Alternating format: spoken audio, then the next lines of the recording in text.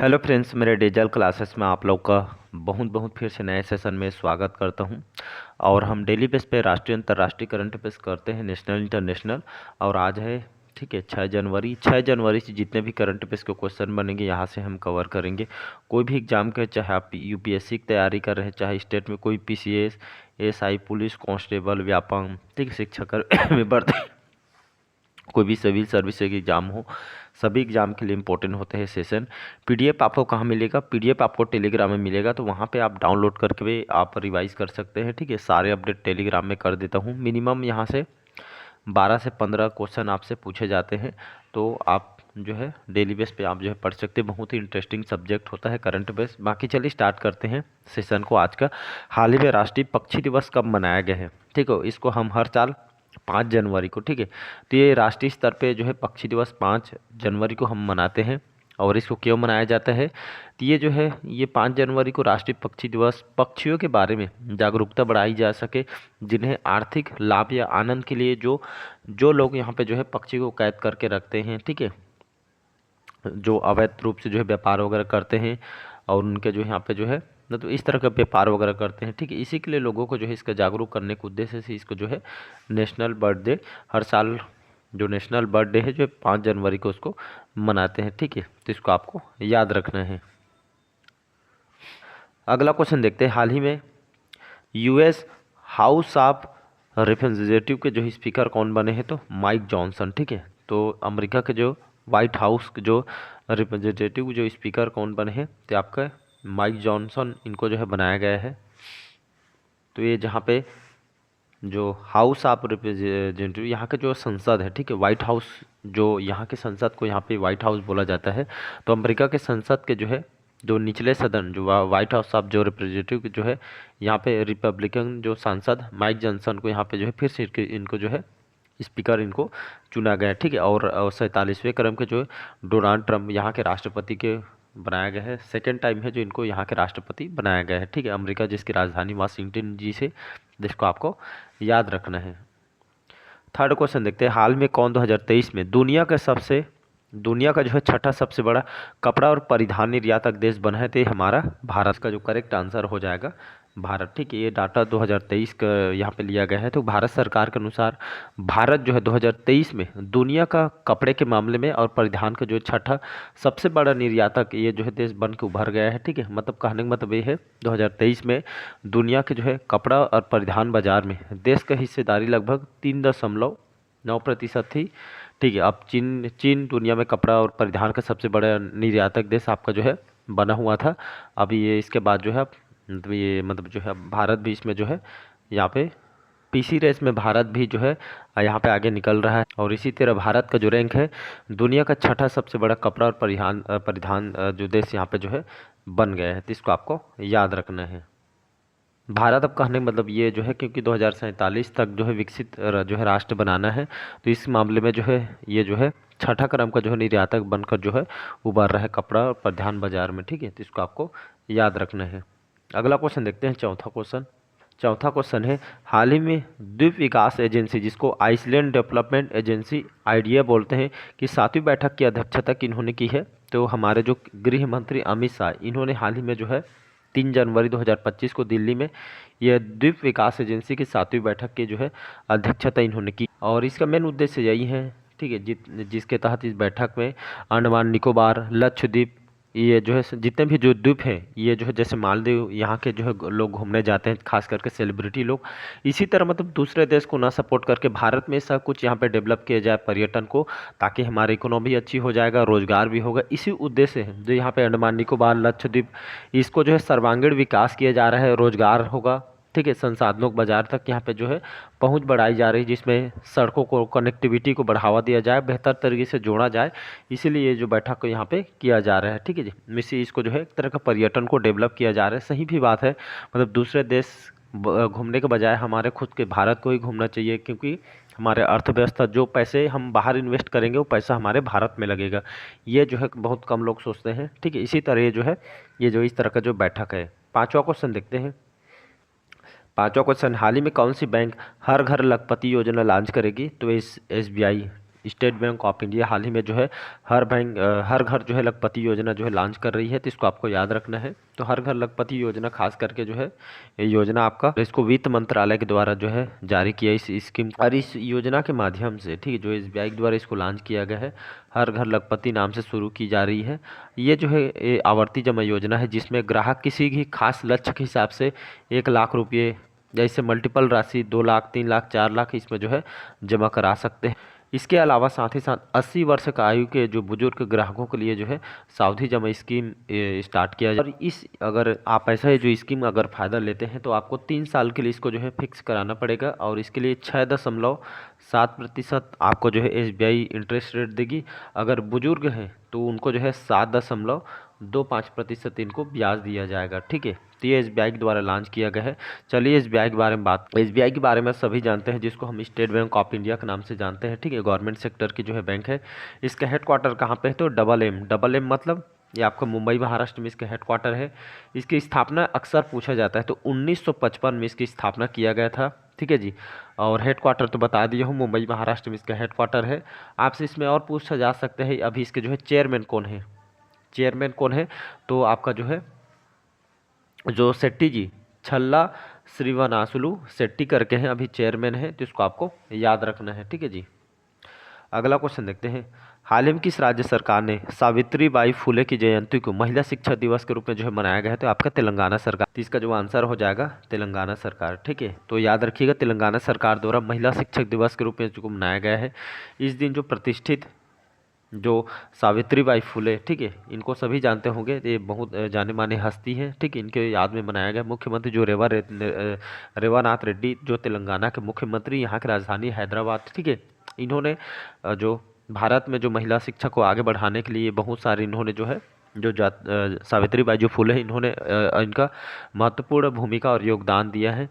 इन्हीं के रूप में इनको जो है याद करके इस दिवस को यहाँ पे जो है मनाया गया है, तो इसको आपको याद रखिएगा। अगला क्वेश्चन देखते हैं, 7वां क्वेश्चन। हाल ही में किस राज्य में हाथियों की संख्या बढ़कर 5,828 हो गई है? तो असम में, ठीक है, जिसकी राजधानी है दिसपुर। हेमंत बिस्वा शर्मा यहाँ के मुख्यमंत्री हैं।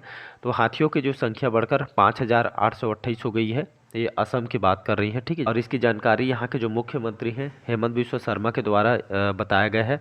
और यहाँ पे जो वन विभाग है, असम के जो वन विभाग ने हाल ही में जो है 2024 के, ठीक है, के लिए जो है हाथियों की आबादी का जो है अनुमान इन्होंने पूरा किया है, जनगणना किया गया, इसी के तहत यहाँ पे बताई गई है, ठीक है। तो इसको आपको याद रखना है, 5,828। नेक्स्ट क्वेश्चन देखते हैं।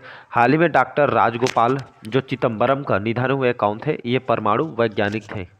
तो ऐसे टाइप के जो निधन से इंपॉर्टेंट क्वेश्चन है जो आपको पता होना चाहिए, ठीक है। तो वरिष्ठ जो परमाणु वैज्ञानिक गोपाल जो चिदम्बरम है, इनका हाल ही में 88 साल के एज में इनका डेथ हो गया है, ठीक है। इन्होंने 1975 में, ठीक है, 1975 1958 में जो परमाणु के परीक्षणों में इनकी जो है अहम भूमिका रही है। इन्होंने परमाणु ऊर्जा विभाग के अधिकारी के जो पद पर रहे हैं, और इससे संबंधित कार्यक्रम में भी जुड़े हैं, ठीक है। तो इसको आपको याद रखना है। तो एक जो है वैज्ञानिक थे, परमाणु वैज्ञानिक। तो इस तरह आपको जो है मतलब याद रखिएगा। हाल ही में यूनिसेफ की रिपोर्ट के अनुसार किस देश के लगभग 90 लाख बच्चे को मानव निर्मित व प्राकृतिक आपदाओं के कारण स्कूल नहीं जा पा रहे हैं? तो ये आपका इथोपिया देश की बात है, ठीक है, बी ऑप्शन। तो यूनिसेफ के बारे में तो सुने होंगे, ठीक है, जिसको संयुक्त राष्ट्र बाल कोष या यूनिसेफ के नाम से हम जानते हैं। इन्होंने ये जानकारी बताया गया है कि जो है मानव निर्मित जो प्राकृतिक आपदा वगैरह के कारण यहाँ पे इथोपिया में लगभग 9 मिलियन, ठीक है, 90 लाख से जो अधिक बच्चे यहाँ पे स्कूल से जो है बाहर है। शिक्षा भी यहाँ पे जो है कमज़ोर हो रही है, स्कूल जाएंगे नहीं कहाँ से विकास होगा। और इसके साथ साथ यहाँ पे जो है बच्चों को पोषण, सुरक्षित पानी, टीका वगैरह यहाँ पे जो है ये शैक्षणिक सहायता भी, आपातकालीन मानवीय सहायता की भी यहाँ पे ज़रूरत है। और यहाँ पे देखेंगे तो ये जो सर्वाधिक आपदा वगैरह ये यहाँ पे आते रहते हैं, बाढ़, भूस्खलन, सूखा, तूफान, ये जो है सबसे ज़्यादा यहाँ पे आशंका रहती है। इसी के चलते ये जो है मौसम के कारण यहाँ पे जो है वंचित हो रहे हैं बच्चे। चलिए इथोपिया की बात करूँ। इथोपिया ये कंट्री कहाँ पे आती है? एक लैंडलॉक कंट्री है, अफ्रीका के अंतर्गत ये कंट्री आती है। और यहाँ की कैपिटल की बात करूँ तो अदिस अबाबा करके यहाँ के लार्जेस्ट सिटी है, यहाँ की राजधानी भी है। और यहाँ के प्रेसिडेंट कौन है अभी? तो ताए अतसके करके हैं, यहाँ का भी प्रेसिडेंट है। और प्राइम मिनिस्टर कौन है? अभी अहमद करके हैं, अभी अहमद करके यहाँ के अभी जो है प्रधानमंत्री शायद अभी है भारत के दौरे पे अभी पिछले साल आए भी हुए थे, ठीक है। तो इसको आपको याद रख। इसके बारे में थोड़ा बात करते हैं यूनिसेफ के बारे में, ठीक है। जैसे मैंने बताया united nation international children's emergency fund या यूनाइटेड नेशन चिल्ड्रन फंड के नाम से जानते हैं। और ये खास करके इसकी स्थापना कब किया गया था? 1946 में इसकी स्थापना किया गया था। हेडक्वार्टर न्यूयॉर्क यूएस के अंतर्गत इसका हेडक्वार्टर है, ठीक है जी। जिसको आपको याद रखना है। ये खास करके जो है ये जो अंतर्राष्ट्रीय संगठन बच्चों के लिए ये जो है काम करती है। हाल ही में केंद्रीय कपड़ा मंत्री गिरिराज सिंह ने किस राज्य में भारतीय हथकरघा प्रौद्योगिकी संस्थान के नवनिर्मित भवन का उद्घाटन किया गया है? तो ये जो है पश्चिम बंगाल, ठीक है। तो हमारे केंद्रीय कपड़ा मंत्री कौन है? गिरिराज सिंह। इन्होंने पश्चिम बंगाल में भारतीय हथकरघा प्रौद्योगिकी संस्थान नवनिर्मित भवन का इन्होंने उद्घाटन किया गया है। ये जो है हथकरघा जो प्रौद्योगिकी संस्थान है लगभग 5 एकड़ से भी ज़्यादा एरिया में बना है। लगभग 75 करोड़ लागत से जो ये जो है बनाया गया है यहाँ पे। और इसके तहत यहाँ पे जो है जो हथकरघा में देखो हाथों से बनाए हुए जो प्रोडक्ट हो यहाँ पे डेवलप किया जाएगा, आगे बढ़ाया जाएगा, नया रोजगार, बिजनेस और एक अलग लेवल अंतर्राष्ट्रीय लेवल तक के जो है हाथ से बनाए हुए जो है हाथों के जो है प्रोडक्ट को यहाँ पे जो है पहचान मिलेगी इससे, ठीक है। पश्चिम बंगाल जिसकी राजधानी है आपका कोलकाता, यहाँ के मुख्यमंत्री कौन है? तो ममता बनर्जी यहाँ के मुख्यमंत्री हैं। हाल ही में किस देश के राष्ट्रीय जो सुरक्षा सलाहकार जैक सुलिवन 2 दिवसीय भारत की यात्रा पे आए हुए हैं? तो ये आपका अमेरिका, यहाँ पे इसका जो आंसर हो जाएगा अमेरिका, ठीक है। यहाँ के सुरक्षा सलाहकार है जैक सुलिवन जो 2 दिवसीय दौरे पे यहाँ पे आए हुए हैं, ठीक है। तो इसको आपको याद रखना है। तो वो अमेरिका के राष्ट्रीय सुरक्षा सलाहकार है और वाशिंगटन डीसी इसकी राजधानी है। अभी डोनाल्ड ट्रंप यहाँ के राष्ट्रपति हैं, ठीक है जी। और इसी तरह हमारे जो अजीत डोभाल, ठीक है, हमारे सुरक्षा सलाहकार हैं भारत के, इनके साथ यहाँ पे जो है सुरक्षा को लेकर यहाँ पे चर्चा किया गया है, जिसमें साइंस टेक्नोलॉजी सेमीकंडक्टर एआई पे जैसे उभरती जो है टेक्नोलॉजी क्षेत्रों में जो है काम करने के लिए जो है चर्चा किया गया है, ठीक है। हाल ही में जारी वैश्विक प्रदूषण रैंकिंग में कौन शीर्ष स्थान पर है? तो ये आपका हनोई। ये जो है प्रदूषण रैंकिंग जो सूचकांक कौन निकालती है? तो ये जो है विश्व जो वायु गुणवत्ता सूचकांक जिसको AQI बोलते हैं, इसके द्वारा रैंकिंग को निकाली जाती है। और जो हनोई है, हनोई ये किसकी राजधानी है? तो ये आपका वियतनाम, ठीक है, वियतनाम देश की जो राजधानी हनोई। तो ये जो वैश्विक प्रदूषण रैंकिंग में आपका शीर्ष स्थान है, मतलब प्रदूषण के मामले में जो है पहले नंबर। इसके बाद ये इसी रैंक में देखेंगे बांग्लादेश भी ये जो सबसे प्रदूषित देश के मतलब जो है यहाँ पे जो है घोषित किया गया है प्रदूषण देश के रूप में। वहीं भारत का रैंक कितना है? तो 180 देश में 76वां रैंक ये हमारा 176 भारत का रैंक है, ठीक है जी।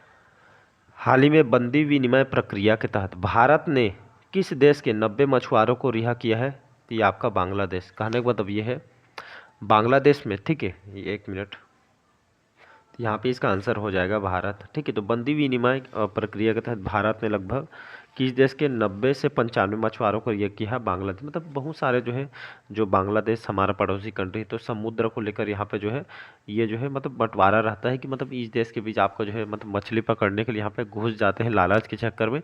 तो बहुत सारे नियम होते हैं, इसी के चलते ये जो है 90 मछुआरों को जो है बंदी बनाया गया था। आप इसको जो है रिहा कर दिया, ठीक है। ढाका इसकी राजधानी है, तो इसको आपको याद रख। और यहाँ का भी प्रेसिडेंट कौन है? मोहम्मद शहाबुद्दीन यहाँ के भी प्रेसिडेंट है। यहाँ की राजधानी है ढाका और यहाँ के करेंसी को टका के नाम से जानते हैं, याद रखिएगा। हाल ही में किस आईआईटी ने मृदा प्रदूषण से निपटने के लिए बैक्टीरिया विकसित किया है? तो आईआईटी मुंबई के द्वारा। तो हाल ही में जो आईआईटी मुंबई के जो साइंटिस्टों जो शोधकर्ताओं के द्वारा, ठीक है, जो प्रदूषण को निपटने के लिए इसको ख़त्म करने के लिए एक बैक्टीरिया विकसित किया गया है आईआईटी बॉम्बे के। तो मिट्टी में दुनिया भर के जो विषैले प्रदूषण को खत्म करने के लिए जो है एक उपयोगी बैक्टीरिया, ठीक है, मतलब यहाँ के शोधकर्ताओं ने प्राकृतिक संसाधनों के लगातार बढ़ते प्रदूषण के समाधान में जो एक विषैले रसायन प्रदूषक पर चलने वाले जीवाणुओं को जो है इन्होंने अध्ययन किया गया है, ठीक। प्रदूषण को रोकने के लिए जो काम यहाँ के जो है साइंटिस्टों के द्वारा किया गया है, तो इसको याद रखिएगा, आईआईटी मुंबई के द्वारा यहाँ पे किया गया है। लास्ट क्वेश्चन है, हाल ही में नोमुरा ने वित्त वर्ष 2025 के भारत की जीडीपी कितने प्रतिशत रहने का अनुमान लगाया है? तो लगभग 6.7%, ठीक है। तो नोमुरा ने वित्त वर्ष 2025 जो साल लगा है अभी उसी की बात करें कि 2025 में जो मतलब एक तरह का अनुमानित है कि अर्थव्यवस्था आपका इतना रहेगा ऐसे 10 करके। तो तो भारत के जो अर्थव्यवस्था दर जीडीपी रेट 6.7% रहने की इन्होंने अनुमान लगा। इस कंपनी की बात करूं, नोमुरा कंपनी, ये जो है एक मतलब नोमुरा जो सिक्योरिटीज कंपनी, ये एक जापानी वित्तीय सेवा कंपनी है, ठीक है। और ये जो है रेटिंग बताती रहती है जितने भी कंट्री मेंबरशिप होते हैं, ठीक, मतलब इस देश का जो अर्थव्यवस्था इतना रहेगा ऐसे करके। तो ये जो है जापानी कंपनी है, तो भारत के लिए जो है 6.7% जो है अर्थव्यवस्था दर रहेगा, ऐसा करके यहाँ पे जो है बताया गया है, ठीक है। चलिए, कैसे लगा सेशन आज का कमेंट करके ज़रूर बताइए। पहली बार आए तो चैनल को सब्सक्राइब करके रख लीजिएगा। Thank you.